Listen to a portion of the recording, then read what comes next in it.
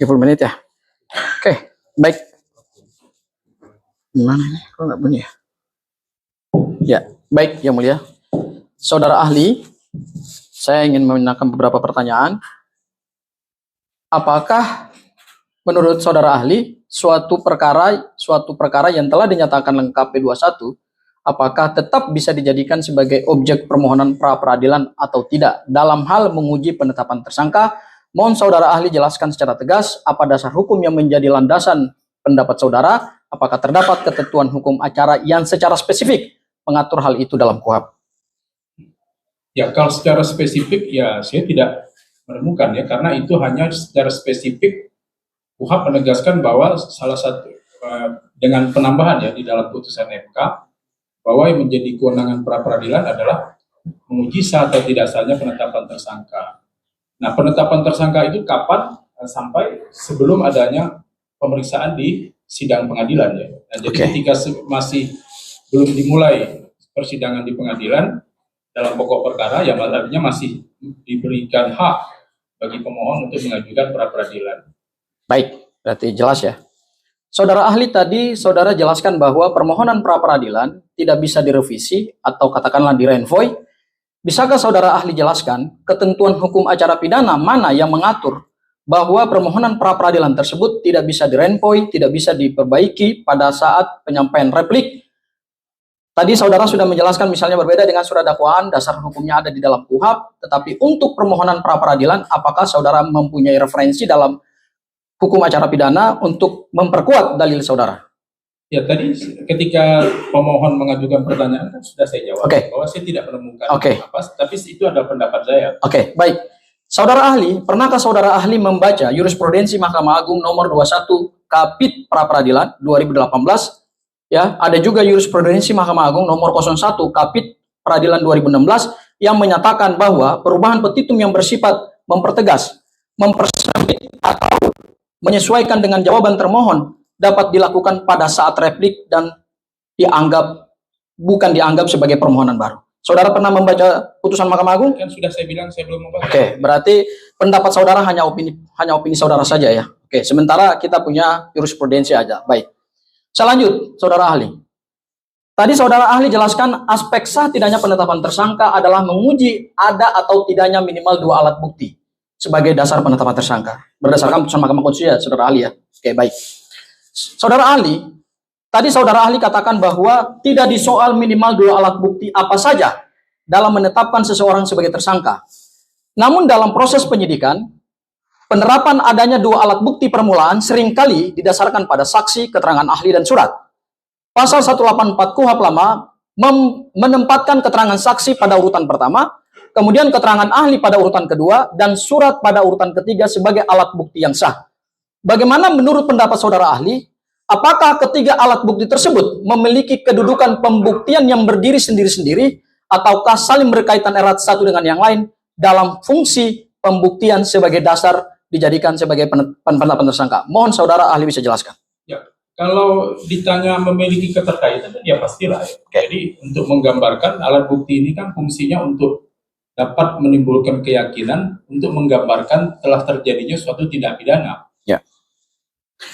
Saya lanjutkan ya, kalau jawaban saudara ahli seperti itu, saudara ahli dalam menentukan adanya bukti permulaan yang cukup pada tahap penyidikan, apakah penyidik hanya dapat semata-mata mendasarkan kesimpulannya dalam menetapkan seseorang menjadi tersangka hanya berdasarkan alat bukti ahli dan surat, tanpa terlebih dahulu memperoleh keterangan saksi yang menerangkan adanya suatu peristiwa pidana tersebut?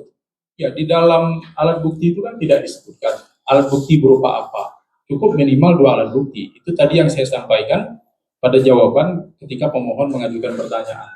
Kita tidak ada keharusan harus alat bukti apa, tidak diatur seperti itu. Jadi cukup alat bukti, karena tidak semua alat bukti dalam perkara itu ada saksi, Pak. Kadang-kadang tidak ada saksi, tapi perkara tetap harus dilanjutkan. Bahkan kalau kita lihat perkembangan sekarang kan alat bukti elektronik itu lebih menimbulkan keyakinan daripada alat bukti keterangan saksi. Banyak perkara yang saksinya tidak ada. Ya, saya lanjutkan saudara ahli. Bukankah keterangan ahli dan surat sebagai alat bukti tidak bisa berdiri sendiri, harus berkorelasi dengan alat bukti lain, misalnya saksi? Karena keterangan ahli hanya digunakan untuk memberikan penjelasan ilmiah terhadap faktor yang telah terjadi terlebih dahulu melalui alat bukti lain, khususnya keterangan saksi. Apabila tidak terdapat saksi yang menerangkan adanya suatu peristiwa pidana, apakah keterangan ahli secara hukum dapat dijadikan sebagai dasar tunggal untuk menyimpulkan bahwa peristiwa pidana tersebut telah terjadi? Mohon saudara ahli bisa jelaskan. Saya sudah berpendapat dan pendapat saya tidak harus ada saksi ya. Baik, saya lanjutkan saudara ahli.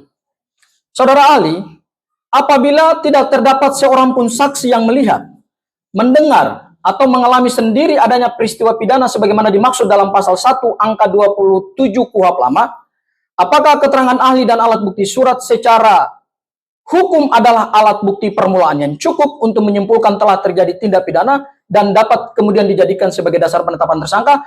Mohon saudara ahli jelaskan berdasarkan ketentuan KUHP yang baru.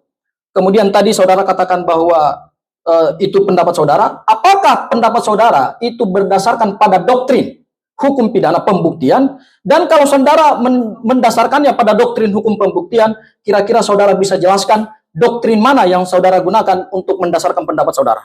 Ya, kalau terkait itu kan lagi-lagi saya kira 3 pertanyaan berturut-turut intinya adalah sama. Apakah alat bukti itu harus ada keterangan saksi atau tidak?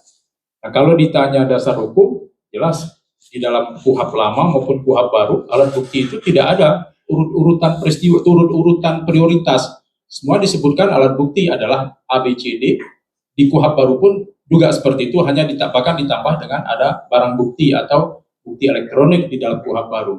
Nah, jadi batasan untuk pra-peradilan adalah minimal 2 alat bukti. Putusan MK tidak menegaskan alat bukti keterangan saksi ada atau tidak.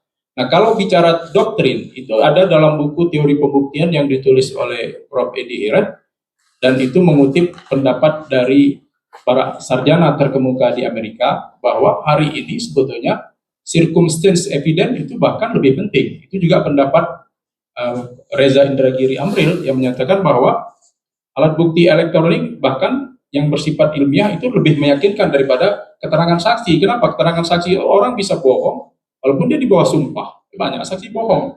Atau kalaupun kita berbaik sangka kepada saksi, saksi bisa lupa. Nah, maka di dalam dunia olahraga sekalipun hari ini sudah menggunakan alat atau teknologi itu. Kalau kita musim Piala Dunia hari ini kan berapa banyak keputusan wasit VAR yang membatalkan gol. Nah, itu kenapa? Karena manusia itu bisa keliru. Nah, walaupun kemudian kita juga tidak bisa mengandalkan sepenuhnya teknologi. Baik, saudara ahli, saya ingin bertanya lagi, apabila dalam suatu perkara, penyidik memeriksa sejumlah besar saksi misalnya hingga 148 orang, yang pada dasarnya dimintai keterangan mengenai dugaan tindak pidana pencemaran nama baik dan atau fitnah. Namun keterangan para saksi tersebut yang juga digunakan untuk membuktikan adanya dugaan tindak pidana lain, yaitu misalnya tindak pidana di bidang cyber. Padahal mereka tidak pernah mengalami, melihat, mendengar, atau mengetahui seseorang secara langsung melakukan perbuatan mencuri data elektronik, meretas data elektronik secara melawan hukum, merusak hingga data elektronik tersebut tidak bisa lagi digunakan sebagaimana dimaksud dalam pasal 32 Undang-Undang ITE. Apakah keterangan saksi-saksi tersebut masih memenuhi syarat sebagai alat bukti keterangan saksi, dan apakah keterangan ahli itu hanya bisa digunakan sebagai satu-satunya alat bukti, sementara saksi-saksi saja mengetahui tidak pernah dimintai keterangan dan mengetahui peristiwa tersebut? Ya, jadi kita gini Pak, ini kan pra-peradilan. Pra-peradilan itu hanya membahas tentang alat bukti. Apakah persangkaan, penetapan tersangka itu didasarkan minimal 2 alat bukti. Nah, bahwa pasal mana yang lebih tepat untuk digunakan, itu kan tadi sudah saya sampaikan. Itu ujiannya nanti, sarana mengujinya masing-masing Pak, ada di pada saat pokok perkara. Nah, kita kan makanya jaksa itu diberikan kewenangan untuk membuat dakwaan itu yang bersifat primer. Kemudian dakwaan tunggal, dakwaan alternatif, ada dakwaan subsidiaritas. Jadi kalau ternyata dakwaan pertama misalnya dalam kasus korupsi misalnya yang mulia, pasal 2 misalnya tidak terbukti menurut pertimbangan hakim. Tapi kan lanjut kemudian proses pembuktian di pasal 3. Kalau pasal 3 kemudian tidak terbukti, mungkin pasal lain. Kalau semua sudah yang didakwakan secara alternatif tidak terbukti, baru kemudian hakim akan sampai pada putusan menyatakan terdakwa tidak bersalah, tidak terbukti bersalah. Nah, kalau sekarang saya kira belum sampai saatnya kita untuk memeriksa apakah pasal ini tepat atau pasal ini tidak tepat. Karena sarananya masing-masing. Jadi saya kira bukan berarti kemudian menyatakan kita sudah pasti salah, sudah pasti benar, itu, tapi kan sarana penyelesaian dari setiap persoalan hukum itu ya pasti ada dan menyelesaikannya dengan salurannya masing-masing. Ya, baik saudara ahli. Mohon penjelasan dari saudara ahli, apabila dalam persidangan pra-peradilan pihak termohon dalam hal ini penyidik, ya, kemudian tidak mampu menghadirkan seorang pun saksi, padahal sebelumnya termohon dalam jawabannya menyatakan telah memeriksa sekitar 148 orang saksi, yang menurut termohon dianggap ada kaitannya dengan dugaan tindak pidana pasal 32 Undang-Undang ITE. Apakah keadaan tersebut dapat dipandang sebagai indikasi bahwa sesungguhnya termohon atau penyidik tidak memiliki saksi sebagai alat bukti permulaan yang cukup yang memenuhi kualifikasi, yaitu melihat, mendengar sendiri, atau mengalami sendiri adanya peristiwa pidana yang memenuhi unsur-unsur pasal 32 Undang-Undang ITE. Mohon saudara ahli bisa jelaskan. Di sidang pra-peradilan gitu ya? Iya. Ya, di sidang pra-peradilan itu kan cukup menyatakan bahwa termohon sudah memiliki alat bukti berupa keterangan saksi. Nah, bagaimana membuktikan adanya keterangan saksi? Ya tentu dari BAP. Kan ada BAP. Ya kalau misalnya saksi satu-satu dihadirkan, ya tidak cukup waktu 7 hari, Pak. Kan cukup menyatakan hakim pra-peradilan hanya mengkonfirmasi apakah dalam penetapan tersangka itu sudah ada alat bukti saksi. Tidak semua juga seperti misalnya contoh barang bukti mobil misalnya. Masa mobil harus dihadirkan ke persidangan? Cukup misalnya fotonya, dokumennya. Jadi nggak semua juga kita harus pahami, wah mobil, barang bukti mobil harus dibawa. Bagaimana dengan kasus pembunuhan? Mayatnya harus dibawa ke pengadilan, kan juga nggak begitu, Pak. Cukup. Makanya ini kan berdasarkan bagaimana caranya menimbulkan keyakinan dari hakim. Ya, pertanyaan terakhir dari saya, saudara ahli. Saudara ahli, apabila dalam penyidikan dan kemudian ada keterangan-keterangan saksi yang kemudian dihadirkan dalam persidangan ini, yang sudah memberikan keterangan juga pada tahap penyidikan dan sudah ada BAP-nya, namun saksi-saksi tersebut tidak pernah melihat, mendengar, atau mengalami secara langsung adanya peristiwa pidana yang dijadikan sebagai dasar penetapan tersangka, misalnya dalam hal ini adalah pasal 32 Undang-Undang ITE, ya, seperti adanya tindakan mengambil, memindahkan, merusak, menghilangkan, mentransmisikan, atau kemudian membuat tidak dapat lagi diakses suatu informasi elektronik, ya. Lalu atas dasar apa saudara ahli tadi menyampaikan bahwa keterangan saksi tersebut kemudian hanya ada di dalam BAP tanpa saksi yang dihadirkan di sini pun menyatakan bahwa mereka tidak pernah melihat peristiwa pidana tersebut? Apakah itu adalah penyeludupan yang dilakukan oleh penyidik? Ya, itu menjadi objek pokok perkara, Pak. Nanti kan makanya di dalam seperti hari ini kan pokok perkara nanti saksi kan diperiksa. Saksi yang dihadirkan oleh penuntut umum itu ditanya oleh penuntut umum dan diberikan kesempatan oleh hakim untuk ditanyakan juga oleh terdakwa atau penasihat hukumnya. Itu maka kemudian saling mengkonfirmasi pada saat pokok perkara untuk menilai apakah keterangan saksi itu kuat atau tidak, apakah benar atau tidak. Masalah benar atau tidak benarnya keterangan saksi ya di pokok perkara. Kalau sekarang kan tugas kita apakah ada saksi atau tidak. Nah, kalau tidak ada saksi, apakah ada ahli atau tidak? Kalau tidak ada ahli, apakah ada surat atau tidak? Nah, kalau semua sudah ada, ya sudah. Artinya proses penetapan tersangka itu sah, karena kita hanya berhenti pada proses penetapan tersangka. Tidak menyatakan orang bersalah atau tidak bersalah di sini, Pak. Masih jauh lagi. Apakah kesimpulan saudara ahli tadi semata-mata hanya merupakan hasil asumsi yang tidak ditopang oleh fakta empiris yang dibuktikan melalui alat bukti saksi pernah diperiksa di sini? Ya, karena kita tidak bicara fakta di sini, Pak. Kita bicara prosedur di sini. Baik, saya lanjutkan kepada rekan saya yang mulia. Ya, terima kasih yang mulia. Saudara saksi dari Universitas mana tadi, Pak saya? Saya ahli, Pak, bukan saksi. Sorry maaf. Dari Universitas Riau. Oh, Universitas Riau ya. Oke. Jadi saya ingin membacakan satu pasal dalam Undang-Undang ITE ya, yaitu pasal 32 ayat 1 yang bunyinya adalah setiap orang dengan sengaja dan tanpa hak atau melawan hukum dengan cara apapun mengubah, menambah, mengurangi, melakukan transmisi, merusak, menghilangkan, memindahkan, menyembunyikan suatu informasi elektronik dan atau dokumen elektronik milik orang lain atau milik publik. saudara ahli memahami pasal ini. Ya, Oke, dan sudah membacanya. ya. Kalau saya tanyakan misalnya dikaitkan dengan dua bukti permulaan gitu. Kira-kira apa yang diperlukan? Apakah itu saksi, ataukah itu surat, ataukah itu ahli untuk dapat digunakannya pasal ini? Kami tidak bicara benar dan salahnya, tapi paling tidak persyaratan agar pasal ini workable untuk katakanlah tersangka. Gitu. Ya, kalau ditanya alat bukti perbuatan apapun, Pak, terlepas pasal 32, pasal berapapun, pasal 2 atau pasal 3 Undang-Undang Tindak Pidana Korupsi, yang dipersyaratkan oleh hukum acara adalah dua alat bukti. Nah, alat buktinya bagaimana? Saya kira tadi panjang lebar sudah saya jelaskan. Jadi tidak diatur apakah alat bukti apa, harus ada saksi atau tidak. Putusan Jadi MK harus misalnya berkualitas. contoh, Putusan MK saksi delik harus berkualitas. kesusilaan, ya jarang Putusan sekali MK ada alat saksi bukti harus keterangan berkualitas. saksi. Tapi kalau misalnya ada alat bukti lain sudah menimbulkan keyakinan, ya itulah alat bukti.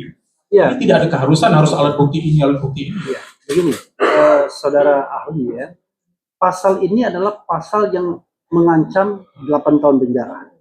Dan itu bukan main-main, punya resiko untuk ditahan dan lain sebagainya. Pertanyaannya adalah, kalau kemudian kita mengatakan ada saksi dan ada ahli, apakah begitu saja? Apakah saksi dan ahli tersebut harus yang punya kualitas tertentu yang bisa kemudian bukan membuktikan ya, yang bisa membuat pasal ini dipergunakan dalam penersangkaan? Karena terkesan saksi ahli mengatakan pokoknya yang penting ada dua alat bukti dan lain sebagainya. Silakan. Apakah kualitas tidak penting? Ya memang Sandaran. kalau ditanya seperti kan gini Pak ya, kita ini kan orang yang menjadi tersangka bahkan menjadi terdakwa itu kan belum tentu salah. Presumption of innocent. Salah atau benarnya orang nanti kan berdasarkan putusan yang sudah memiliki kekuatan hukum tetap. Jadi kita belum bicara salah atau benar. Nah, persepsi penyidik lalu nanti dilanjutkan dengan persepsi penuntut umum, ya tugas mereka membuktikan.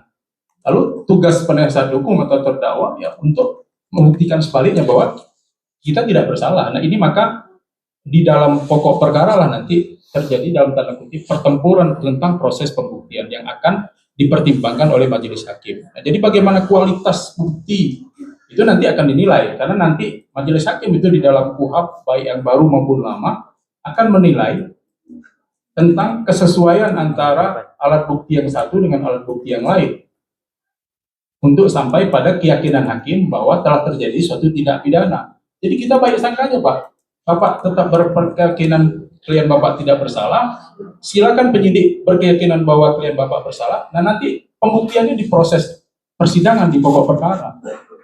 Ya, terkesan mudah sekali bagi ahli untuk menggunakan azas presumption of innocence ya.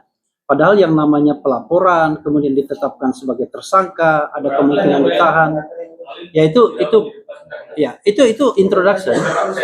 Ya. Oke. Saya dengarkan itu sudah berlaku. Oke. Setelah ini, Ya. yang lainnya. Ya. Jadi yang ingin saya katakan adalah bahwa pra peradilan ini dibutuhkan untuk menguji apakah dua alat bukti itu memiliki kualitas untuk digunakan. Nah, menurut ahli, apakah kemudian kami salah atau keliru kalau kami kemudian mensomir atau menantang termohon untuk menunjukkan kepada kami bukti apa dari dua alat bukti tersebut? Karena kami sampai sekarang tidak menemukan itu. Bahkan ahli yang dihadirkan bukan ahli yang menerangkan peristiwa itu dari sudut keahliannya. Itu yang ingin kami katakan. Ya, kalau hak, ya ada 5 hak warga negara, Pak Refli ya. Pertama, hak warga negara untuk melakukan perlawanan terhadap negara. Pertama, hak untuk tidak memilih pemimpin incumbent pada saat pemilu. Yang kedua, hak untuk merubah undang-undang melalui judicial review ke Mahkamah Konstitusi. Yang ketiga, hak untuk mengajukan upaya hukum banding atau kasasi atau peninjauan kembali terhadap putusan pengadilan. Kemudian hak mengajukan gugatan ke Pengadilan Tata Usaha Negara atas perbuatan pejabat tata usaha negara. Yang kelima adalah hak untuk mengajukan perlawanan terhadap tindakan penyidik atau penuntut umum melalui para peradilan. Nah kalau bicara hak ya silakan, dan ini diberikan makanya sidang pra peradilan ini dibuka untuk mendengarkan seluas-luasnya dalil-dalil yang dikemukakan oleh pemohon. Dan sebaliknya kan, termohon juga diberikan hak seluas-luasnya untuk mempertahankan dalilnya. Nah, inilah nanti yang akan dinilai oleh tim pra peradilan. Tentu kan dui juristem primelingan. Dua orang sarjana hukum akan menghasilkan 3 pendapat. Maka muara dari perdebatan kita sesama sarjana hukum ini adalah res judicata veritate pro habetur. Nah, bahwa Bapak mempersoalkan ahli, yaitu saya kira menjadi urusan teknis termohon ya, ahli apa yang dihadirkan tentu untuk membangun, mendukung argumentasi atau dalil yang mereka bangun. Ya cukup yang mulia. Tapi yang kami jelas mengatakan bahwa kami tidak melihat itu. Baik, izin yang mulia, masih ada tambahan?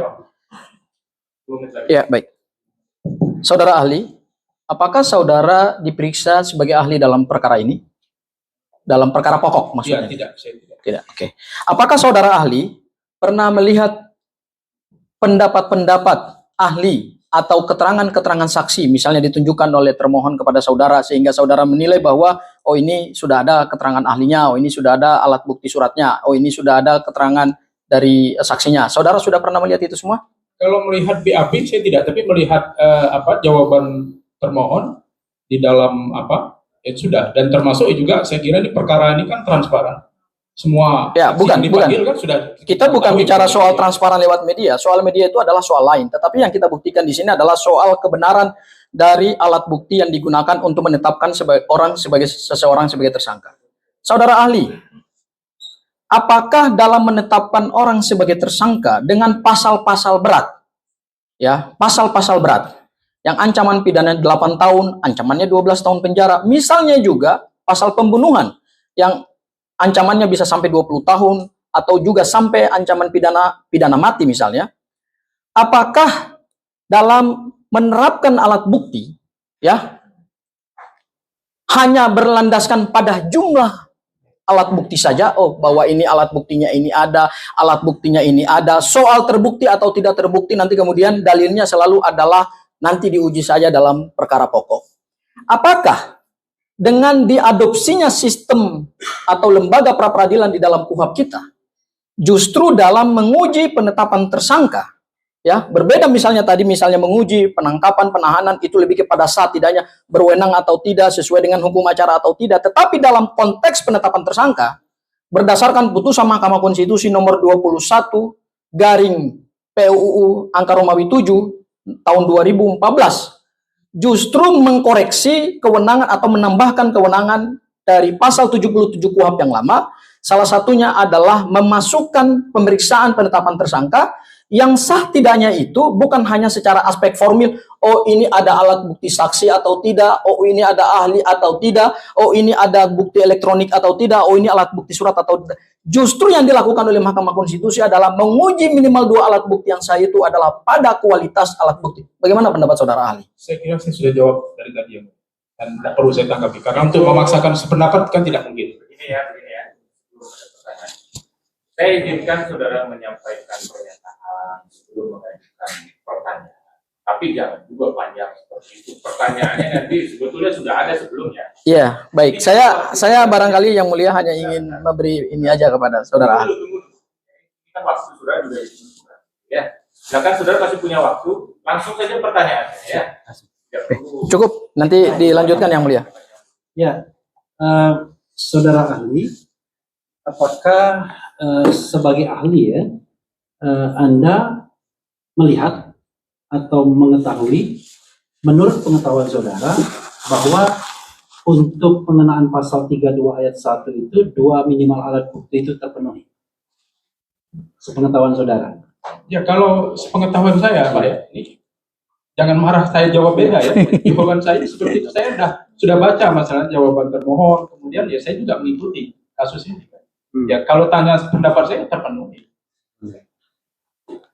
Tapi itu tidak mempengaruhi karena pendapat saya ini kan tidak menjadi ukuran untuk objek pra peradilan, bukan saya juga tidak diperiksa sebagai ahli dalam perkara pokok. Ya.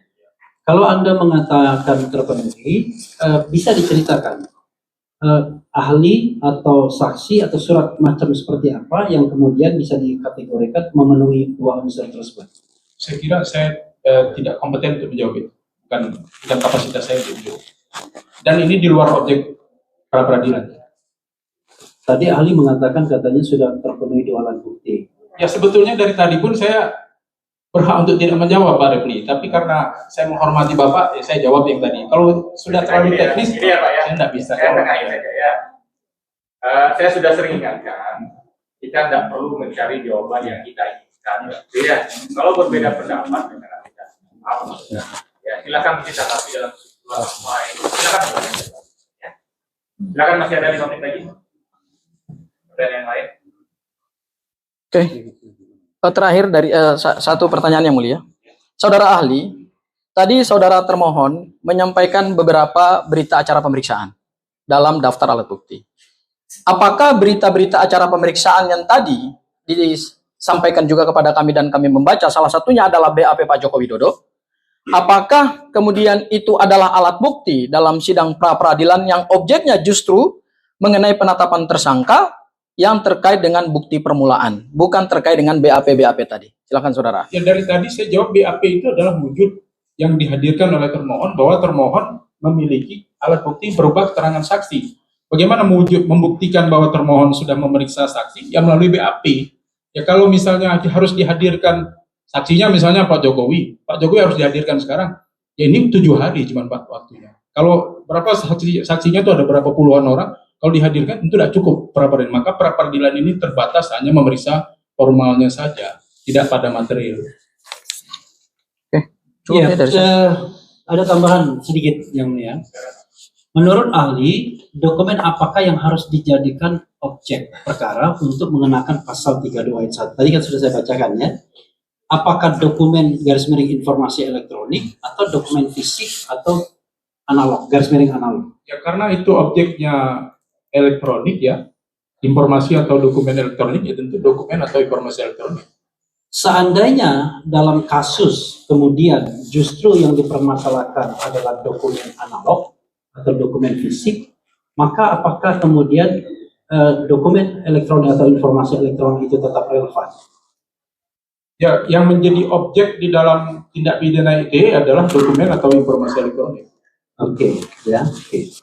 Kemudian yang berikutnya adalah apakah dokumen elektronik atau informasi elektronik tersebut harus milik pelapor, bukan milik orang lain? Oh, itu tidak harus ada ketentuan seperti itu.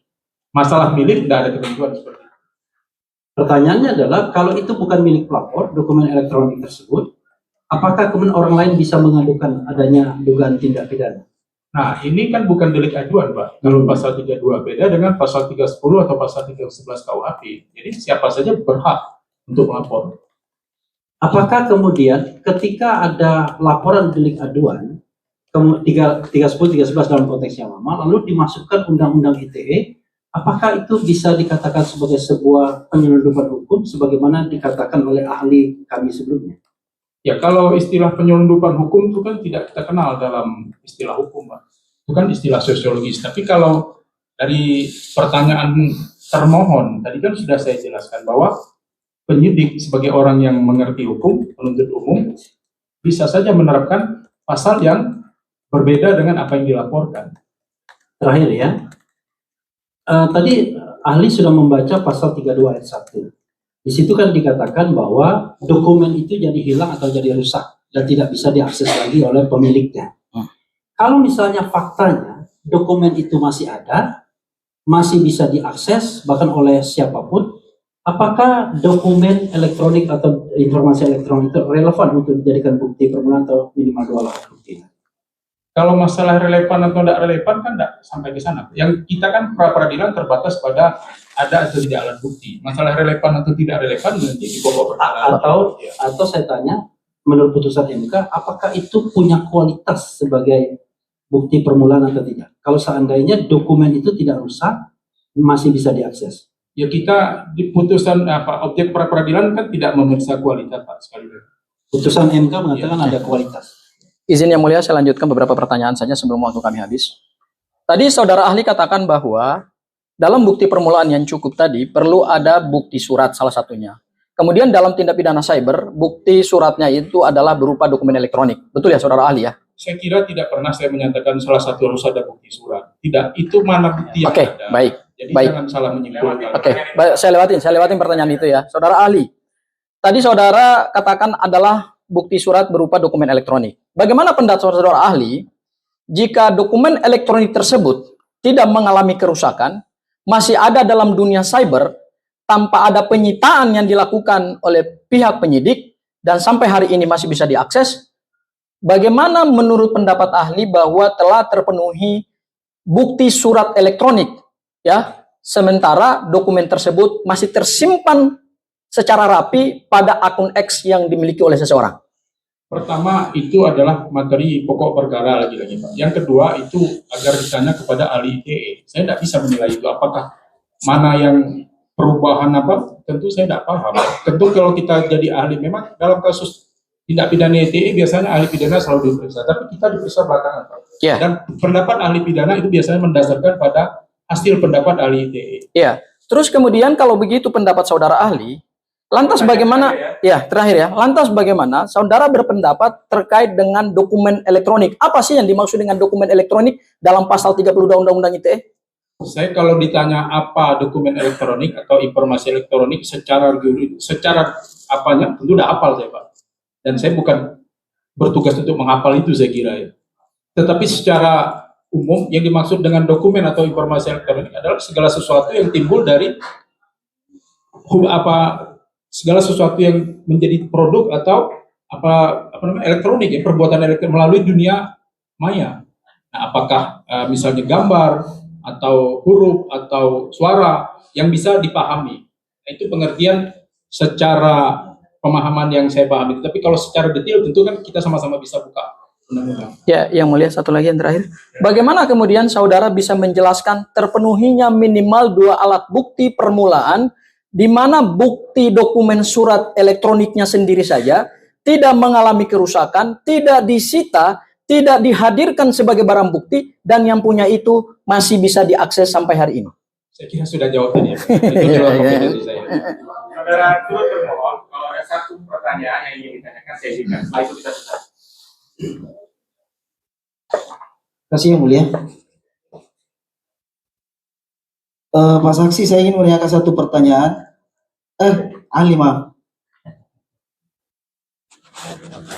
Pemohon mendalilkan bahwa dikabulkannya pra peradilan nomor 99 Pitpra 2026 PN Jakarta Selatan pada tanggal 7 Juli 2026 yang membatalkan penangkapan dan penahanannya secara otomatis membuat status penetapan tersangka tertanggal 7 November 2025 menjadi tidak sah. Bagaimana doktrin hukum pidana memandang pemisahan objek pra peradilan secara fakultatif terhadap hal tersebut?